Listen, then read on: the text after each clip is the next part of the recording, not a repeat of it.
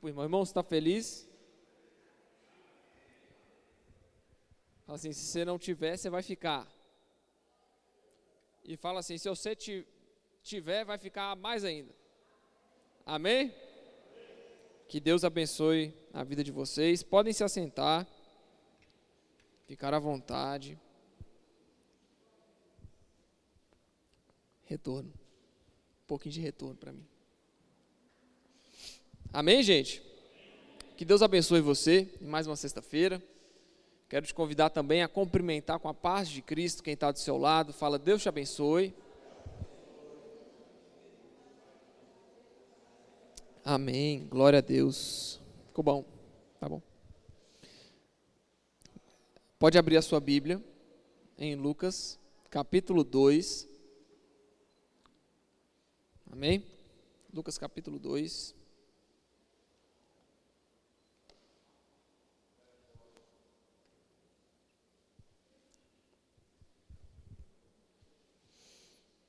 Lucas 2.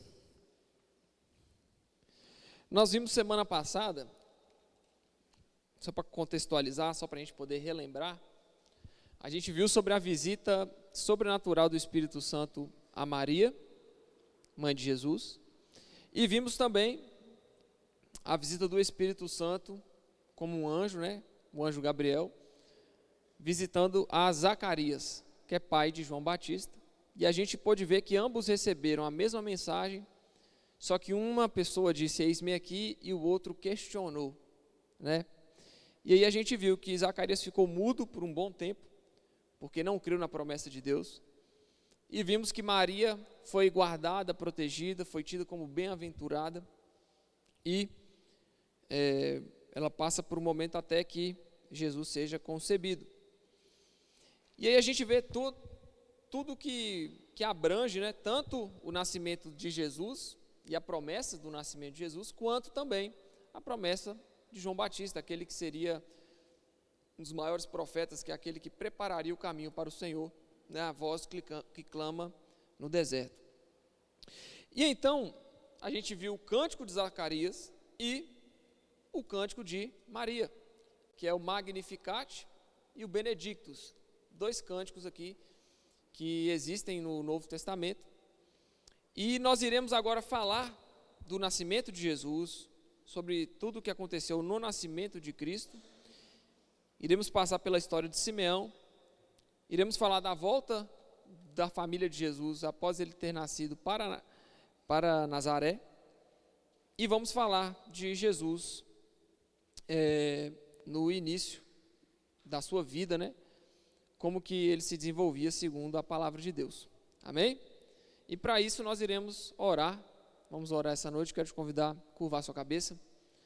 Senhor Jesus, muito obrigado por mais essa oportunidade que o Senhor tem nos dado de estar aqui, Pai, aprendendo da sua palavra, conhecendo mais de Ti. Que o Seu Espírito Santo possa testificar ao nosso coração que a sua palavra é verdade.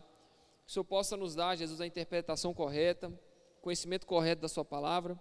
Nós repreendemos agora toda obra contrária de Satanás para tentar, Pai, tirar a nossa atenção ou nos fazer, Jesus, desacreditar daquilo que a sua palavra diz.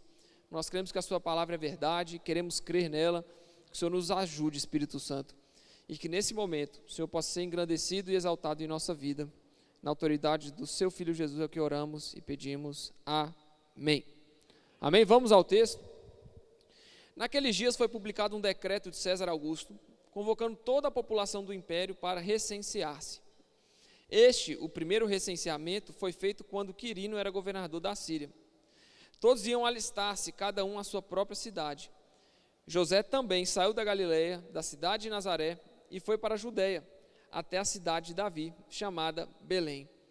Por ser ele da casa e família de Davi, a fim de alistar-se com Maria, sua esposa, que estava grávida. E aconteceu que, estando eles ali, chegou o tempo de ela ter a criança. Então Maria deu à luz a seu filho primogênito, enfaixou o menino e o deitou numa manjedoura, porque não havia lugar para eles na hospedaria. Então, irmão, o primeiro cenário que a gente se depara aqui é um comando de César Augusto, que era o imperador romano. Ele que detinha o poder político daquela região.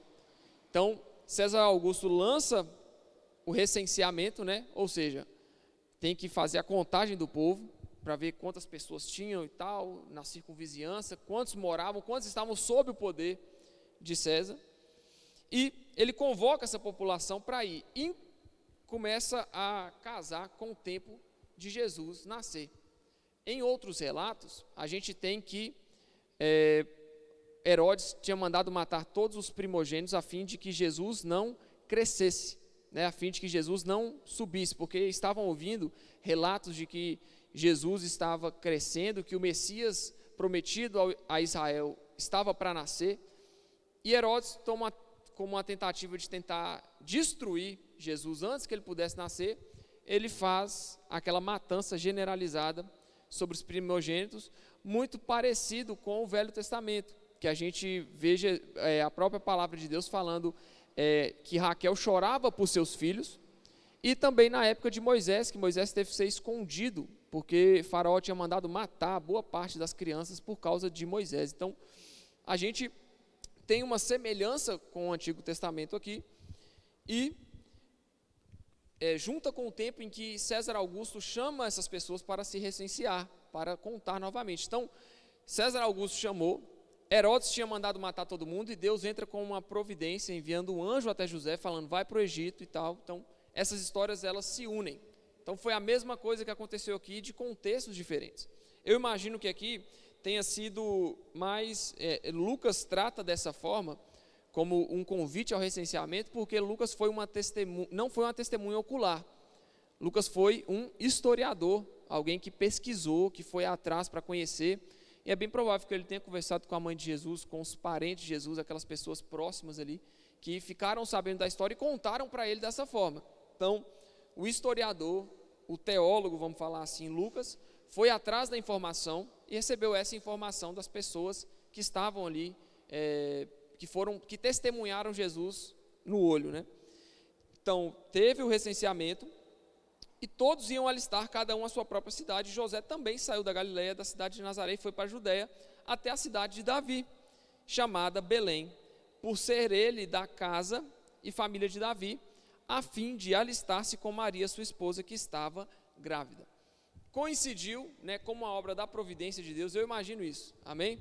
Deus, ele entra mais uma vez na história. A gente viu que uma virgem ficou grávida, a gente viu que uma mulher estéril não podia dar luz, ficou grávida de João Batista, que é o caso de Isabel, e agora a gente vê Deus mais uma vez entrando na história com a providência. E como que Deus entra na história com a providência? Ele vai no coração de César Augusto, fala, vai recensear o povo, manda um anjo até José e fala, sai daqui porque Herodes está matando todos os primogênitos, todas as crianças nascidas menos de 1 ano, então sai daqui e vai para o Egito, vai para outro canto, vai para outro lugar, para que você não morra. A gente tem toda essa situação, que é o quê? Deus entrando na história e resolvendo a nossa vida, irmão. O Evangelho é sobre isso, é sobre Deus intervir em um caminho de morte que nós estávamos caminhando. Por isso que é importante a gente entender isso, que o chamado de Deus e a provisão de Deus para nos livrar do mal, ele existe, ele é real. Assim como ele livrou Jesus, né, para que Jesus cumprisse o propósito que estava designado a ele, nós também, irmão, nós seremos livres das mãos de Satanás para cumprir o propósito que Deus designou a nós. Amém? Eu creio firmemente nisso, porque o mesmo Deus da providência na vida de Jesus é o Deus da nossa vida também, amém? É o Deus da nossa providência, é o nosso Pai. Deus entra na história mais uma vez e intervém. Não, Herodes, você não vai matar Jesus, porque ele vai nascer para salvar o meu povo. Herodes era uma grande força política da época, da região onde Jesus morava, e ele tinha um problema muito grande com outras pessoas que cresciam e que tinham possibilidade de crescer e ficar mais forte que ele. Inclusive, ele mata sua sogra, ele mata sua esposa, mata seus filhos. E aí você pergunta, por que esse homem fez isso? Justamente porque ele tinha medo de que alguém crescesse e ficasse como ele. Certa vez, os historiadores falam que um dos filhos dele estava se destacando no reino, e ele, por ciúmes, muito de uma uma personalidade um pouco até narcisista, ele mata esse filho dele porque o filho estava se destacando e poderia ser maior que ele. Então esse é o contexto lá político da época, onde Jesus ia nascer. Então quando ele ficou sabendo que ia nascer a salvação para o judeu, manda matar todos os primogênitos, porque não pode ter nenhum além maior que eu. Mas Deus, irmão, Deus é bom demais, e Deus é soberano. O poder mais forte dessa terra não pôde contra o Senhor. O poder mais forte da época de Jesus não pôde contra a mão de Deus. A mão de Deus, irmão, ninguém pode, não tem como. Então um homem mau, que mata seus filhos, mata sua esposa, mata sua sogra, mata os seus familiares, por medo de alguém ser maior que ele, não conseguiu matar aquele que seria prometido para nós, para nos salvar. Por quê? Porque Deus entrou na história e salvou Jesus das mãos desse homem, para que Jesus pudesse cumprir o seu propósito, nos salvando, amém? E aconteceu que estando ali, então percebe que o relato de Lucas é um pouco diferente. Aconteceu que eles estando ali, chegou o tempo dela ter a criança, de Maria ter Jesus. Então Maria deu à luz a seu filho primogênito, enfaixou o menino e o deitou numa manjedoura, porque não havia lugar para eles na hospedaria. Então um nascimento um tanto quanto simples. A gente não vê glamour, a gente não vê luxo aqui. A gente vê um nascimento simples. Jesus foi deitado, depois de nascido, numa manjedoura, porque não tinha lugar para eles na hospedaria, ou eu imagino, no hospital. Então, vamos pensar um nascimento de parteira que acontece na roça, um negócio bem mais raiz, vamos falar assim. Um nascimento de parteira é um nascimento simples. Então, pessoas que nasceram de parteira sabem, não, eu vim de uma origem simples, eu nasci em um ambiente simples, que não tinha luxo. E vamos pensar no ápice do luxo é nascer num hospital, com acompanhamento de médicos, de enfermeiros e tal. Na época de Jesus não tinha a mesma tecnologia que temos hoje, mas existia um nascimento mais requintado, mais luxuoso, e um nascimento mais simples. Então a gente se depara aqui com um nascimento simples. Jesus desde o início, irmão, o judeu demorou a entender isso, e muitos judeus nem entenderam isso hoje, porque o nascimento de Jesus, a vida que Jesus levava, o relacionamento que Jesus tinha com as pessoas, a quem Jesus veio salvar, as pessoas que Jesus veio salvar, tudo isso aponta para um mestre simples, não um rei que Israel estava acostumado. Israel estava acostumado com, título de exemplo, rei Davi, e a promessa era que seria da linhagem de Davi que nasceria o Messias. Então o rei Davi, qual que é o parâmetro? Um homem forte, um homem de guerra, um homem que mata, um homem que vai livrar das mãos dos meus opressores, dos perseguidores, da mão de Roma. Só que Jesus vem de forma simples. Um homem que era descendente de um rei, nasce de forma simples. Não nasce com luxo, não nasce aparecendo para todos, não nasce proclamando o seu nome, mas é um homem simples. E Jesus é simples desde o início. Jesus não tem complicações, irmão. Jesus não tem picuinhas, vamos falar assim. Jesus não tem luxos. Ele é simples. Ele é um homem simples. E é por isso que, desde o início, Jesus foi deitado numa manjedoura, porque não havia lugar para eles na hospedaria, tanto para Maria quanto para Jesus. Então, o ambiente era muito simples, o ambiente era muito tranquilo. E, olha para você ver, na mesma região havia, no versículo 8, havia naquela mesma região pastores que viviam nos campos e guardavam seus rebanhos durante as vigílias da noite. E um anjo do Senhor desceu onde eles estavam, e a glória do Senhor brilhou ao redor deles, e ficaram tomados de grande temor. O anjo, porém, lhes disse: não tenham medo, estou aqui para lhes trazer boa nova de grande alegria, que será para todo o povo. É que hoje, na cidade de Davi, lhes nasceu o Salvador, que é Cristo o Senhor. E isto lhes servirá a vocês de sinal: vocês encontrarão uma criança envolta em faixas e deitada em uma manjedoura. E de repente apareceu com um anjo uma multidão do exército celestial, louvando a Deus, dizendo: glória a Deus nas maiores alturas, e paz na terra entre os homens, a quem Ele quer bem. Quando os anjos se afastaram deles e voltaram para o céu, os pastores disseram uns aos outros: vamos até Belém e vejamos os acontecimentos que o Senhor nos deu a conhecer. Foram depressa e encontraram Maria e José e a criança deitada na manjedoura. E, vendo isso, divulgaram o que os que ouviram se admiraram das grandes coisas relatadas pelos pastores. Divulgaram o que lhe tinham sido dito a respeito do menino, e todos os que ouviram se admiraram das coisas relatadas pelos pastores. Maria, porém, guardava todas essas palavras, meditando-as no coração. E os pastores voltaram, glorificando e louvando a Deus por tudo o que tinham ouvido e visto, como lhes tinha sido anunciado. Então, meu irmão, a gente se depara mais uma vez com uma visita de anjo, com a visita que a gente gosta de falar, uma teofania, que é uma manifestação física de Deus. Uma teofania, uma manifestação do anjo, o anjo forte do Senhor. Então veio esse anjo e disse: não tenham medo, estou aqui para lhe trazer boa nova de grande alegria.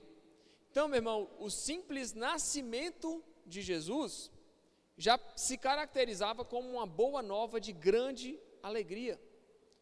Eles não esperaram Jesus, o anjo não esperou Jesus completar 30 anos para começar o ministério, para começar a curar, para começar a pregar, para começar a andar entre as pessoas, a curar os enfermos, a libertar os cativos. Eles não esperaram Jesus chegar nesse ponto para ir glorificar Ele. Eles chegaram, e a boa nova de grande alegria era que um menino vos nasceu, o vosso Salvador, Cristo, o Senhor. Ele nasceu. E isso é uma boa nova de grande alegria. Então eles não esperaram Jesus chegar num ponto de uma maior idade para começar a pregar, para começar a ensinar, para começar a curar. Não só o simples nascimento de um menino numa manjedoura, nascido de uma virgem, concebido pelo Espírito Santo, esse simples acontecimento já era suficiente para esses homens se alegrarem. Então o anjo chega e fala: eu tenho uma boa nova de grande alegria. Por quê? Porque hoje na cidade de Davi nasceu o Salvador, que é Cristo o Senhor. Isso vai servir a vocês de sinal: vocês encontrarão uma criança envolta em faixas e deitadas numa manjedoura. E de repente apareceu com um anjo uma multidão do exército celestial louvando a Deus e dizendo, olha bem, nós vamos entender aqui o que os anjos estavam dizendo: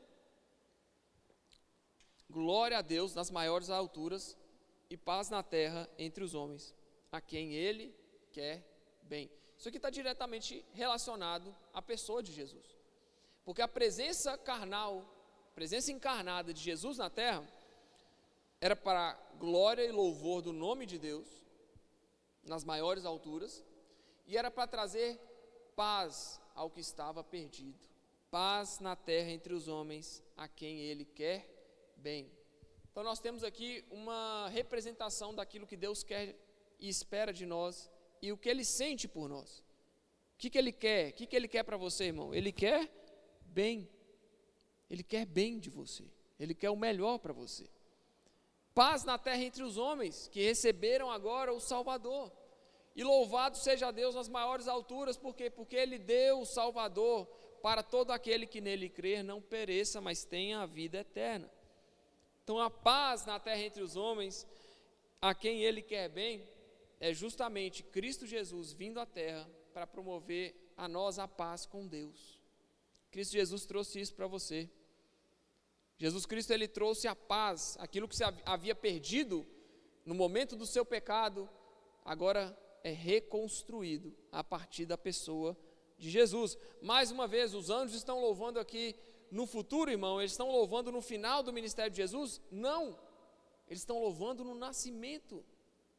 O menino tinha acabado de nascer, não tinha feito nada ainda, não tinha crescido, não tinha aprendido a falar, mas os anjos já glorificavam a Deus e já proclamavam paz na terra entre os homens, que Deus quer bem.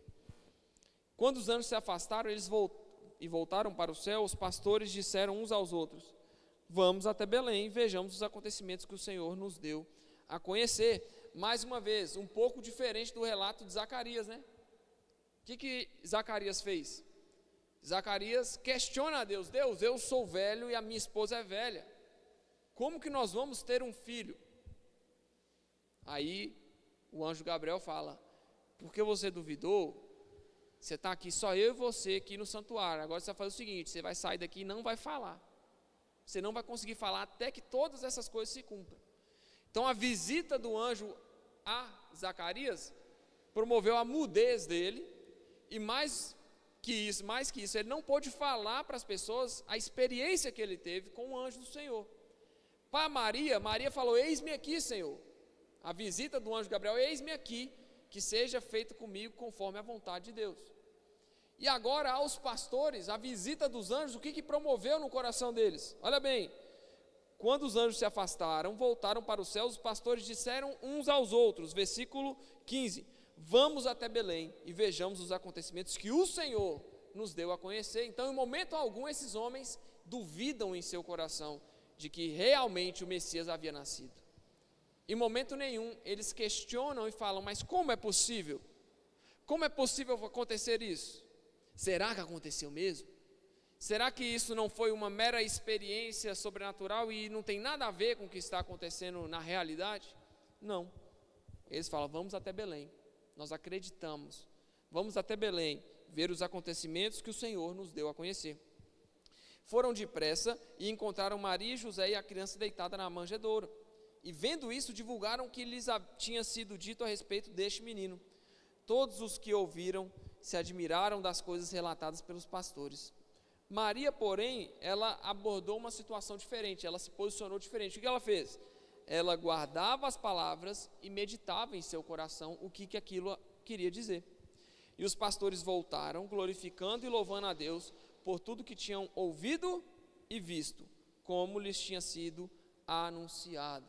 Então, em primeiro lugar, os anjos chegam até ele e falam: vão lá, podem ir lá, que nasceu, e vai ser sinal por você isso, isso e aquilo. Eles chegam lá, contam o que receberam dos anjos, a mensagem que receberam, e os pastores voltaram glorificando a Deus, não somente pelo que eles tinham visto, mas por aquilo que eles tinham ouvido e visto. E não somente pelo que eles tinham ouvido, mas porque eles viram e creram ao ouvir. Então, em primeiro lugar, esses homens não viram, eles creram a partir do ouvir. Mais uma prova de que eles verdadeiramente acreditavam naquilo que Jesus, naquilo que Deus veio falar para eles. Vai lá que nasceu o seu Salvador. E eles foram e voltaram glorificando a Deus e louvando. Por quê? Eles ouviram, creram e visualizaram que Jesus verdadeiramente havia nascido como lhes tinha sido anunciado. E, meu irmão, Jesus, como um bom judeu, como um bom descendente de Davi, descendente de Abraão, Jesus é circuncidado. Então ele cumpre a lei. O que a palavra de próprio Jesus fala? Não pensem que vim abolir a lei, eu vim cumprir. Então olha bem no versículo 21, ao se completarem 8 dias, quando o menino foi circuncidado, deram-lhe o nome de Jesus. Esse nome tinha sido dado pelo anjo antes de o menino ser concebido. Passados os dias da purificação dele segundo a lei de Moisés, e aqui era a mãe, né, Maria ficava cerimonialmente impura após o parto. Passados esses dias da purificação, levaram o menino a Jerusalém para apresentar ao Senhor, conforme está escrito na lei do Senhor: todo primogênito será consagrado ao Senhor. E também foram para oferecer um sacrifício segundo o que está escrito na referida lei: um par de rolinhas ou 2 pombinhos. Meu irmão, Jesus, ele cumpre a lei por inteiro. Ele é o ser humano perfeito. Jesus, ele cumpre a lei desde a circuncisão até a sua crucificação na cruz. Desde o momento em que ele nasce até o seu momento final, ele cumpre a lei por inteiro. Então, em primeiro lugar, eu vendo isso aqui, em primeiro lugar, o que me traz segurança. Porque eu sei que eu estou crendo em um homem, que é Jesus, que é perfeito. E esse homem perfeito, ele pode ser considerado justo diante de Deus, por quê? Porque ele cumpre a lei por inteiro. E se ele cumpre a lei por inteiro, então ele pode me justificar. Então, meu irmão, Jesus cumprir a lei por inteiro me traz segurança. E em segundo lugar, eu posso descansar. Porque a gente não adianta a gente chegar e falar, a título de exemplo, existem algumas congregações, algumas religiões, que elas vão falar que se você não guardar o sábado, você não vai ser salvo. Isso é afirmado em diversas pregações. Bom, isso não é uma heresia, mas é um erro grave teológico. É um erro grave de interpretação da palavra de Deus. Porque a Bíblia fala que ninguém consegue cumprir a lei. Então, calma aí. Se eu guardar o sábado, mas adulterar, eu vou ser salvo porque eu estou guardando o sábado? Só porque eu estou guardando o sábado? Não, mas porque eu estou adulterando.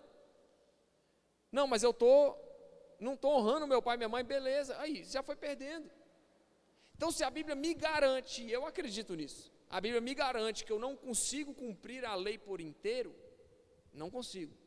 Então, não adianta eu guardar o sábado, porque eu vou transgredir a lei em outro lugar.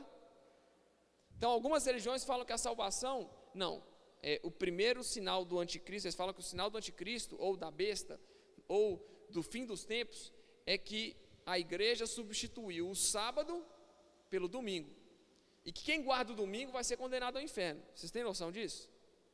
Tem noção disso? Isso existe, gente, isso é real. E aí eles têm na cabeça dele, não, eu estou guardando o sábado, eu vou ser salvo porque eu estou guardando o sábado. Se você não guarda, você vai ser condenado ao inferno. Isso é uma mentira. Nós não vamos ser salvos porque a gente obedece à lei, porque a gente não consegue obedecer. Você pode até não matar, você pode até não roubar, você pode até não mentir, mas você vai transgredir a lei em outro lugar, irmão. Pode ter certeza absoluta. Então as pessoas, eu guardo o sábado, eu sou salvo. Não, meu irmão, você não é salvo porque você guarda o sábado. Você é salvo porque Jesus morreu por você, te justificou, te fez nascer de novo. E agora você é salvo. Beleza? Quer guardar o sábado? Amém. Deus te abençoe. Guarde, faça o que está no seu coração, o que você tem fé para fazer. Mas não coloque a sua confiança no sábado, porque o sábado não salva. Amém? Porque o sábado está onde, irmão? Está na lei. E aí a gente vai lá em Romanos, o que Romanos vai falar?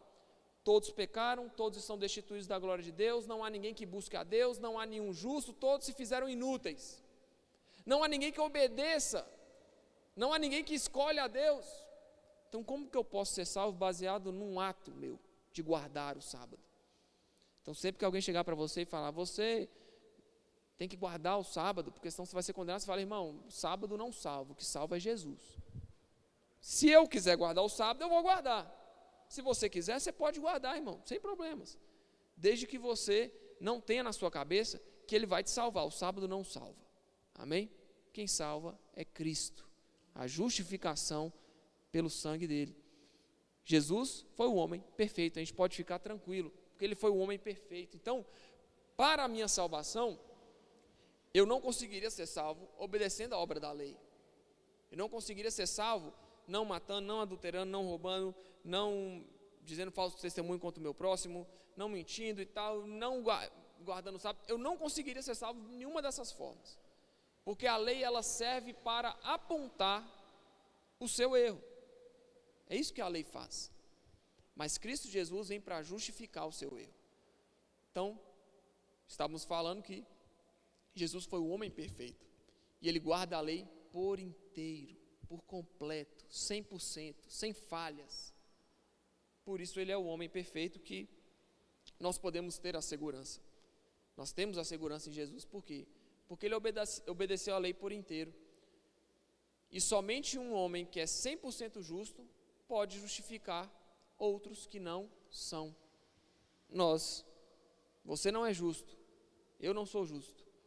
Nós somos justificados por Jesus, que é o homem perfeito. Então ele cumpre todas essas coisas, né? E Deus sabe o que faz, né, irmão? Porque para que Jesus fosse considerado justo, ele não poderia descumprir a lei. Então ele faz Jesus nascer onde? Da raiz de Davi, do povo judeu. Então todas as leis, tudo aquilo que as pessoas tinham que fazer para participar da bênção de Abraão, Jesus fez. Ele foi um judeu perfeito. Amém? E ele, enquanto judeu perfeito, ele não se reteve ou restringiu a promessa da salvação somente ao judeu. Ele também transfere a salvação ao gentio, que somos nós. Amém? Então a gente chega num dos versículos chaves, né, para poder entender um pouco mais sobre quem Jesus é e a alegria de um homem de ver o Messias. Ele não viu os sinais, as curas, ele só viu Jesus, e aquilo foi suficiente para ele, que é Simeão. Versículo 25, em Jerusalém havia um homem chamado Simeão. Este homem era justo e piedoso e esperava a consolação de Israel. Então, em primeiro lugar, o que esse homem esperava? A consolação de Israel, que é a promessa de Jesus. Então, quando Jesus chegou, esse homem era bom, era justo, era um homem piedoso, ele esperava pela consolação de Israel, ou a restauração de Israel. E muito do que o judeu prega, irmão, é justamente a restauração de Israel. Tanto os judeus ortodoxos, que não creem em Jesus, quanto os judeus messiânicos. Os judeus messiânicos, eles creem em Jesus. Eles seguem a palavra de Deus, eles creem nos profetas, eles creem nos evangelhos, eles creem nas cartas de Paulo. A sua Bíblia que você está na mão é a Bíblia que eles usam nos cultos deles. A diferença é que eles têm a ritualística que existia no povo judeu. Então, esqueci o nome, aquele chapéuzinho. Esse trem que eu não consegui entender daqui, mas esse negócio aí, que bota na cabeça aqui, as vestes, enfim, eles têm a ritualística judaica, né, como base, porque eles são judeus. Entretanto, eles são judeus messiânicos, eles creem em Jesus. Logo, a Bíblia que nós estamos usando é a mesma deles. Mas tanto o judeu ortodoxo quanto o judeu messiânico, eles creem na restauração de Israel. Tanto que esses tempos eu sigo um rabino, que ele chama Mateus Andona, e ele postou esses dias lá no Instagram dele, escrito assim: eu acredito na restauração de Israel. Então, o que é a restauração de Israel? É justamente a esperança que o povo tem de que Jesus vai vir governar sobre Israel e trazer todos os povos até ele, ir até Israel para viver lá em Israel a promessa do novo céu e da nova terra. A gente diverge um pouco nisso, porque a gente não vai ser obrigado a ir até lá. E esses tempos eu perguntei para ele, falei assim: mas calma aí, quando Jesus voltar, eu vou ter que ir para lá, para receber Jesus lá? Como que isso vai acontecer? Aí ele respondeu assim falando: não, pode ficar tranquilo, você não precisa pegar um avião e ir para Israel, mas pode ter certeza que você vai para lá de alguma forma. Eu pensei, poxa, será que eles pensam que o gentil vai se unir a Israel e restaurar o povo de Israel e restaurar Israel como uma nação que governa? Fiquei na dúvida, irmão, não entendi a resposta, mas está tudo bem. Eles creem que Jesus é o Messias, mas creem na restauração de Israel, na consolação de Israel, que é o que Israel estava passando aqui. Eles estavam sob o jugo do Império Romano, estavam sobre a ameaça, sobre a chegada do helenismo, que era a cultura grega, e a união daquelas coisas. Eles, não, calma aí, nós queremos preservar a cultura, nós queremos preservar o poder político, nós queremos preservar essas coisas, e estava indo por um caminho um pouco contrário ao que eles esperavam. Mas a grande verdade é que Deus, ele não vem restaurar somente Israel, ele vem trazer a salvação ao mundo, sem distinção. Então Deus não está preocupado assim: eu vou salvar só o meu povo, como ele fez no passado. Ele vem, chega e fala: judeus, eu vou restaurar vocês, só que os gentios também vão entrar. Então, a restauração de Deus não é somente por Israel, mas pelo mundo. Ele é o Cordeiro de Deus que tira o pecado do mundo, e é nisso que cremos. Restauração de Israel era uma realidade, amém? E eles não gostavam que entrasse nada fora da cultura deles para eles. Então, vamos pensar, é como se o baiano não aceitasse que entrasse camarão na cultura, na culinária dele, porque o camarão não é de origem baiana, entendeu? Mineiro, pão de queijo, todo mundo é pão de queijo aqui? Eu não sei se o pão de queijo foi criado em Minas, mas se foi, a origem do pão de queijo, ela é marcante na culinária mineira. Então, é como se nós mineiros não aceitássemos nenhum outro tipo de pão na nossa culinária, é só pão de queijo. Deu para entender? Israel pensa assim, irmão, em tudo. Então, quando a cultura grega chegou, principalmente com a língua, o idioma, o helenismo, né, quando ele veio se instaurando na cultura de Israel, Israel rejeitava o helenismo. Não quero essa língua, não quero esse idioma. Mas o helenismo veio para ajudar a propagar o evangelho. Então eles rejeitavam isso porque queriam a restauração de Israel, do aramaico, da língua hebraica. Mas foi totalmente contrário o que aconteceu. E muitos esperam isso até hoje, assim como Simeão esperava a restauração de Israel, a resistência contra a política do Império Romano e a resistência contra a influência dos gregos sobre a cultura, sobre a culinária, sobre o idioma, sobre tudo. Mas nós vivemos nesse mundo diverso, né, irmão?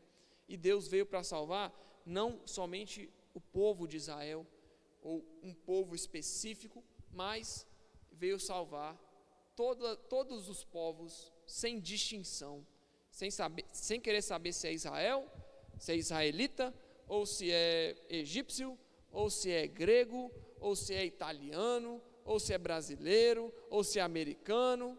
Não, o nosso Deus, Ele salva todo povo, língua, nação. E o judeu, ele espera uma restauração, mas eu vejo a história indo por outro caminho. Amém? Por todo o tempo. Deu para entender? Então isso é a consolação de Israel, a restauração de Israel. E o Espírito Santo estava sobre esse homem, Simeão. Era um homem justo.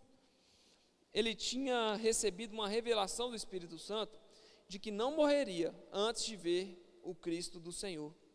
Movido pelo Espírito, ele foi ao templo.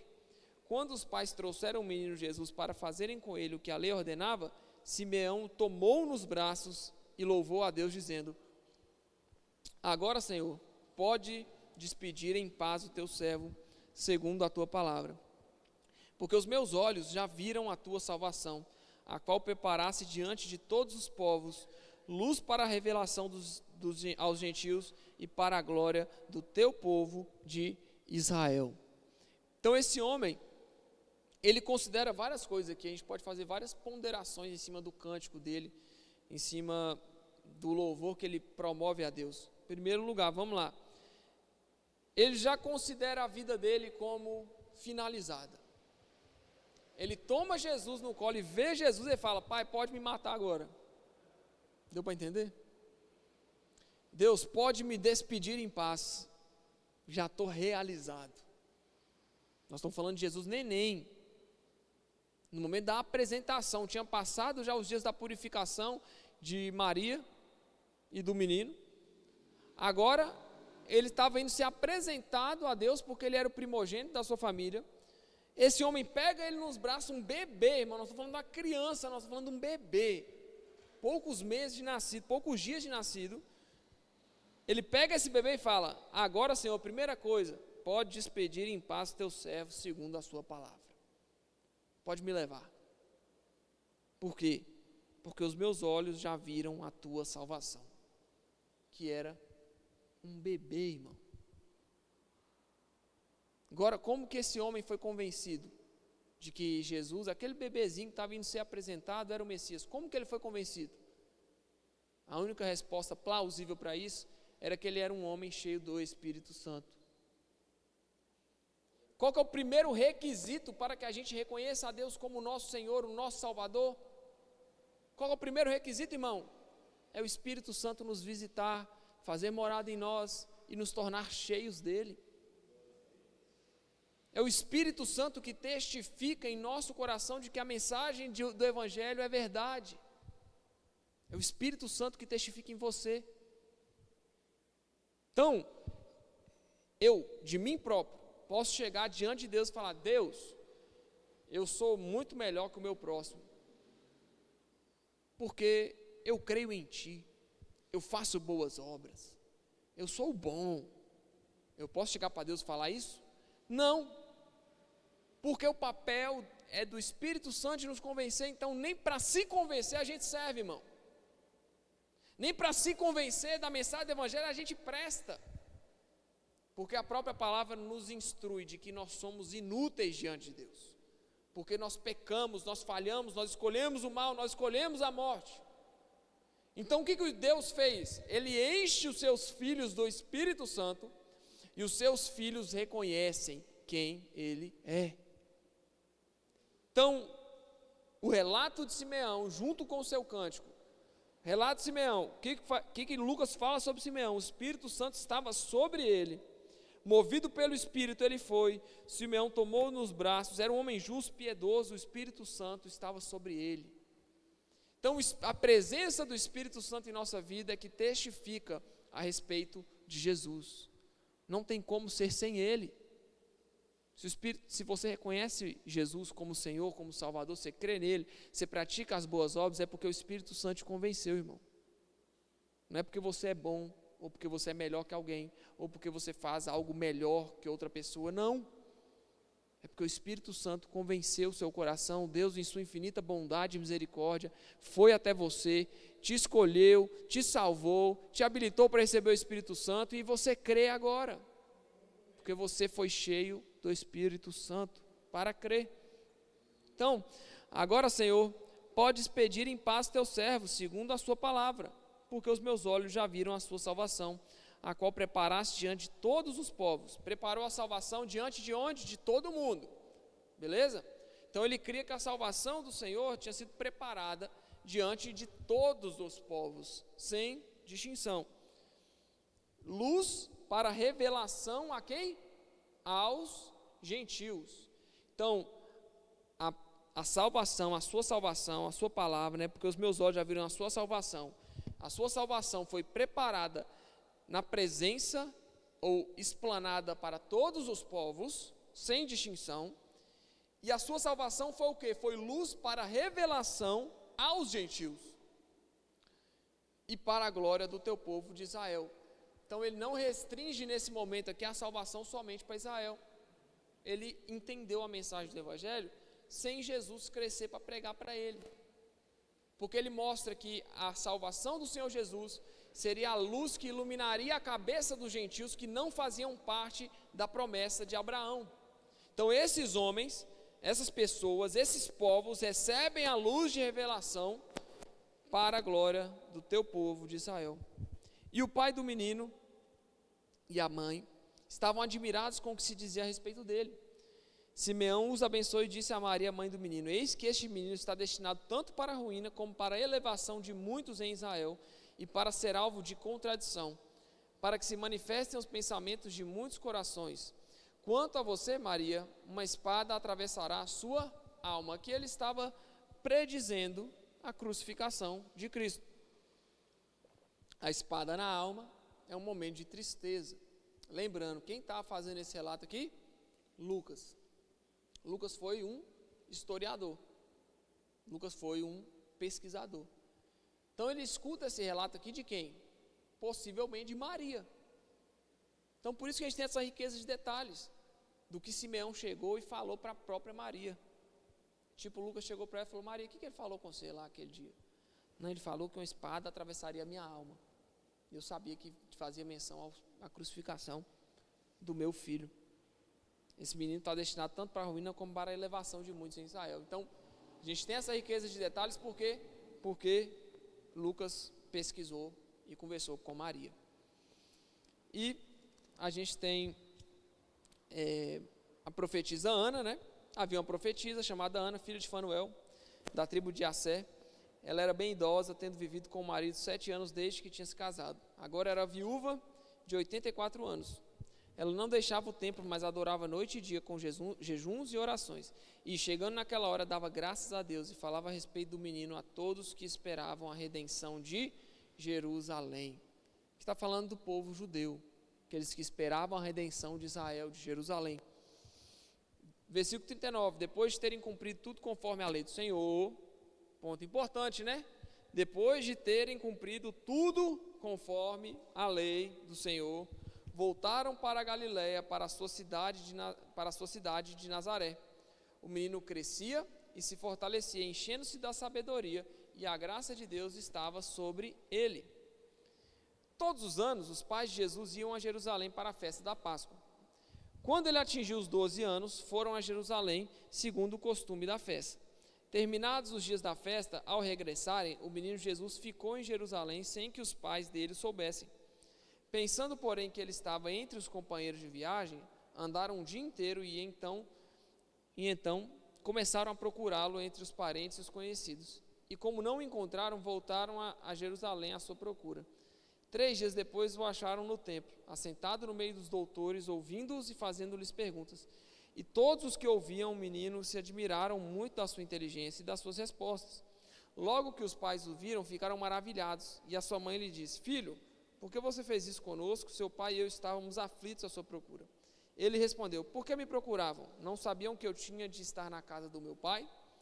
Não compreenderam, porém, as palavras que lhe disse. E voltou com eles para Nazaré e era submisso a eles. E a mãe dele guardava todas essas coisas no coração. E Jesus crescia em sabedoria, estatura e graça diante de Deus e dos homens. Irmão, eu imagino Deus lá do céu olhando. Em não sei quantos milhões de pessoas na antiguidade, na Idade Média, eu escolhi Maria, uma mulher piedosa, virgem, e escolhi José, um homem justo, queria cuidar, está lá 12 anos cuidando da criança. Aí esses dois me vai para me levar Jesus para Jerusalém e esquece o menino lá, pelo amor de Deus. Imagina Deus olhando lá e você fala: meus filhos, me ajuda, vocês esqueceram o menino lá atrás. Mas tudo tem um propósito, né, irmão? Eles não esqueceram por desleixo, eles esqueceram porque Deus endureceu o coração deles para esquecer. Deus cegou o entendimento deles para eles não verem. Porque ali já começava a ser demonstrada a revelação de Deus, a revelação de quem Jesus era, daquilo que ele veio promover, das coisas que ele veio fazer. Um menino de 12 anos assentado no meio de gente fiel à Escritura e que conhecia tudo. Jesus, como um bom judeu, irmão, ele foi ensinado na Torá, ele foi ensinado lendo Gênesis, Êxodo, Levítico, Número e Deuteronômio. Ele aprendeu, cresceu ali aprendendo, 12 anos de idade. Aí ele chega, os pais esquecem ele. 3 dias depois, acharam ele no templo, assentado no meio dos doutores, ouvindo-os e fazendo-lhes perguntas. Então Jesus estava assentado, ouvindo esses homens falar e perguntando a esses homens coisas. Em primeiro lugar, irmão, isso me traz ao pensamento, à consciência, de que Jesus não era um super-herói que desceu na terra e já sabia de todas as coisas. Vamos lá, Jesus bebê sabia falar? Sabia ou não sabia? Não, certo? Jesus, com 2 anos de idade, sabia falar uma coisa ou outra? Sabia? Sabia. Mas ele podia subir num altar, num púlpito e pregar com 2 anos de idade? O desenvolvimento de Jesus, irmão, foi um desenvolvimento de uma criança normal. Jesus, com 12 anos, ele conhecia o que uma criança de 12 anos... Meu irmão, você quer saber o que uma criança de 12 anos, 13, 14 pensa? Você entra numa salinha dessas aqui, você vai ver. Pergunta mesmo, meu amigo. E gagueja na resposta para você ver. Criança sabe demais. Conhece demais. Tá tudo fresquinho o HD aqui, ó. O SSD. Não tem nem HD não, tem SSD, rapidão. Então a gente vê Jesus, ele cresce. Aí eles estavam lá assentados no meio dos doutores, ouvindo e fazendo pergunta. Ele estava ensinando, pregando para as pessoas que estavam assentadas lá, porque ele era Deus e já detinha um super conhecimento? Não. Ele estava ouvindo e aprendendo. Então sim, Jesus cresceu aprendendo a palavra. Sim, Jesus tinha limitações físicas. Vamos lá, Deus é onisciente, onipotente, onipresente? Sim, Deus é onipresente, Deus está em todo lugar. Mas enquanto Jesus estava encarnado, ele teve a sua onipresença limitada. Ele não podia estar em todo lugar. Se ele estava em Jerusalém, no templo, ele não podia estar em casa aqui com os pais dele. Por quê? Porque quando os pais dele chegaram lá, Jesus podia simplesmente estar lá e mandar uma projeção do seu corpo físico lá para onde os pais deles estavam. E ficar nos dois lugares. Onipresença. Ele fez isso? Não. Por quê? Jesus estava limitado à sua forma física. Mais uma prova de que ele foi um homem perfeito, 100% homem. Jesus onipotente. Deus é onipotente? Sim ou não? É? Mas Jesus teve a sua onipotência restringida. Ele era Deus? Era. Mas ele também era homem. Era um menino. Então ele podia todas as coisas enquanto Deus? Podia, mas enquanto ele crescia, ele aprendeu assim como você aprende, irmão. Assim como nós estamos ouvindo a palavra e aprendendo e conhecendo mais hoje. Então Jesus era limitado com relação à sua perfeição divina, aos seus atributos divinos. Ele não podia ser onipresente porque ele estava em forma física. Ele não podia ser onipotente porque ele estava em forma física. Ele não podia ser onisciente porque ele estava em forma física. Ele sabia umas coisas, mas não sabia de outras. Ele podia ver os pensamentos que estavam em uns, mas em outros ele não via. Por quê? É a limitação da forma física de Jesus. Logo, eu entendo que Jesus, ele foi um menino, um homem comum, um jovem adulto comum, uma criança comum, que brincava, que se divertia, que machucava, caía, machucava, chorava, tinha que fazer curativo. Eu acredito nisso. Por quê? A perfeição da criança e a simplicidade da criança, do menino, do rapaz, do jovem, do adulto que Jesus foi, me mostra a perfeição de Deus em preparar para nós um Messias que sabe tudo que a gente passa. Sabe tudo que nós passamos, que nós pensamos, que nós aprendemos. Então isso me dá um alívio, porque Jesus, enquanto adolescente, teve as mesmas perguntas e dúvidas que um adolescente comum tem. Assim como Jesus, enquanto criança, teve as fases de aprender a falar, aprender a comer, aprender a andar, aprender a cair, machucar, chorar, recuperar, fazer curativo. Ele era um homem 100%. Ele estava limitado à sua forma física. Então, meu irmão, se a gente parar para ver a humanidade de Cristo, a humanidade de Jesus é parecida com a sua. A diferença de Jesus é que ele não tinha pecado, mas ele sofria as dores que a forma física impunha sobre ele. Então, se ele caísse, ralasse o joelho, ralasse o cotovelo, alguma coisa assim, ele iria sentir a dor que a forma física promove ao cair, ao se machucar. Então, entender a perfeita humanidade de Jesus nos ajuda a entender que ele foi um ser humano perfeito. E o mais importante, olha bem, os pais viram e ficaram maravilhados, no verso 40, né? 48. E sua mãe lhe disse: filho, por que você fez isso conosco? Seu pai e eu estávamos aflitos à sua procura. E ele respondeu: por que me procuravam? Não sabiam que eu tinha que estar na casa do meu pai? Ele detinha um conhecimento de que ele era o Salvador. Ele aprendeu isso. De onde que ele aprendeu isso? De onde que ele tirou que ele era o Salvador, irmão? Da palavra. Ele não aprendeu a palavra? Ele não se assentou nos doutores? Não conheceu a história da redenção de Israel? Então ele recebe a revelação de que ele é o Senhor, de que ele estava cheio do Espírito Santo, de que ele tinha recebido de Deus a missão de salvar o povo e que ele era o Messias prometido. Ele recebe isso aprendendo, lendo a palavra e entendendo o tempo onde ele estava. Versículo 50. Não compreenderam, porém, as palavras que lhes disse. Então o menino, ele sabia quem ele era. Os pais não sabiam. Mas por que ele está falando isso? Casa de meu pai? Como assim? Ele já sabia que Deus era o pai dele. Voltou com eles para Nazaré e era o que, irmão? Submisso. O nosso Salvador era submisso aos pais. o nosso Senhor era submisso aos pais. Isso para mim soa como a humanidade perfeita, na sua mais pura essência.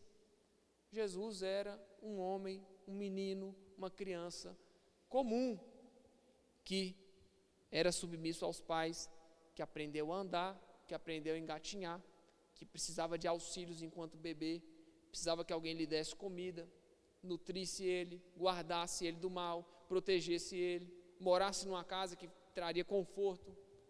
Jesus foi essa criança, e ele cresce em graça, em estatura, submisso aos pais, e a mãe dele guardava tudo aquilo que falavam para ela. E no verso 52, Jesus crescia. Vamos lá. Crescia indica o quê, gente? Crescia indica o quê? Desenvolvimento, não é? Você de 10 anos atrás sabe as coisas que você sabe hoje, 10 anos depois? Não, né? Você 10 anos atrás tinha uma concepção da vida, hoje você tem outra, não tem? Sim ou não? O que é o nome disso? Isso é crescimento, desenvolvimento. Então, para atestar o que nós estamos falando acerca de Jesus, a gente tem, Jesus crescia em sabedoria, beleza? Sabedoria. O que é sabedoria? O conhecimento, é a esperteza, é a inteligência, é o uso correto da verdade que era revelada para ele. Em segundo lugar, Jesus crescia em estatura. Então, se você com seus 10 anos tinha um tamanho e hoje você tem outro tamanho, meu caso, tinha 1,60 m, depois 1,70 m, depois 1,82 m. Eu cresci em estatura. 10 anos atrás eu não conseguia subir em cima de um altar para pegar um microfone e pregar, irmão. Eu não sabia nem como é que fazia para pregar. Isso é crescer em quê? Em sabedoria. Sabedoria, estatura e graça. Diante de Deus e dos homens. Deu para entender? Que Jesus era um homem perfeito, e para se caracterizar um homem perfeito, ele tinha que passar pelas limitações de um homem, de um ser humano comum. Jesus cresceu submisso aos seus pais, aprendia no templo, aprendia com os doutores da lei, conhecia sobre a história da redenção e detinha a revelação de Deus sobre a vida dele. Crescia em estatura, crescia em graça, crescia em conhecimento, crescia em isso mesmo, né? Graça, estatura e conhecimento diante de Deus e dos homens. Isso me traz, irmão, segurança. Que você guarde essa palavra hoje. Saber que Jesus foi esse homem que nasceu num lugar simples, uma criança que nasceu num lugar simples, e ver da perspectiva de que ele foi uma criança comum, uma criança que cresceu, que riu, que se divertiu, que brincava, que corria, que machucava, que chorava, que recebia conselhos da mãe, que recebiam repreensões da mãe, e que era alimentado, nutrido, cuidado como uma criança comum, como você criou seu filho, ou como você criou sua filha, ou como você criou alguma criança mais nova que você teve a incumbência de criar. Jesus foi criado nessa forma, e a gente enxergar isso nos mostra ainda mais a graça de Deus para com a nossa vida, porque Ele envia o seu Filho para encarnar nessa terra, assumir a figura humana, como está lá em Filipenses. Ele abriu mão da glória dele, ele se despiu de quem ele era, assumiu a forma de servo, tornou-se a semelhança de homens e reconhecido em figura humana. Foi isso que Jesus fez.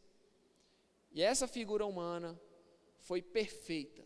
E isso me traz segurança, porque eu jamais conseguiria obedecer à lei de Deus por completo. Mas aquele que se fez homem, se reduziu de onipotente, onisciente, onipresente para limitações físicas, se reduziu a ser limitado, se reduziu a crescer do bebê até o adulto. Esse homem foi perfeito, obedeceu à lei de forma perfeita, completa.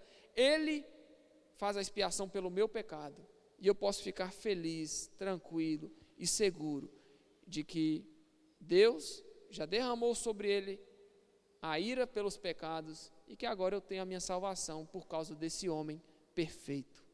Dá para entender isso, irmão? Amém? Por isso que Cristo Jesus é o nosso Salvador, porque ele cresceu como você e ele morreu obedecendo a Deus por completo, cumprindo a missão que lhe havia sido designada para a nossa salvação. Amém? Glória a Deus. Deus é bom? Muito bom, né? Você fique de pé no seu lugar.